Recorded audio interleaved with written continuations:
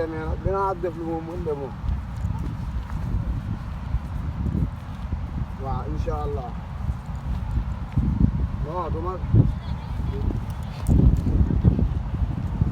waaw.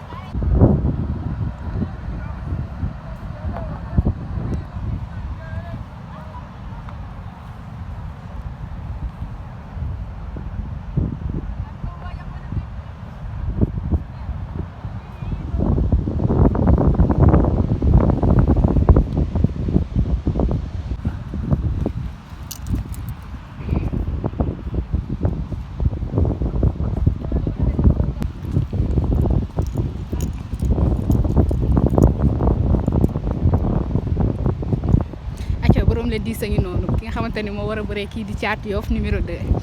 Ama Dia yi nii si entraînement yi ba nii nga koy waajee daal est-ce que yow Thiatou Yoff kese ngay waajal lii lépp ah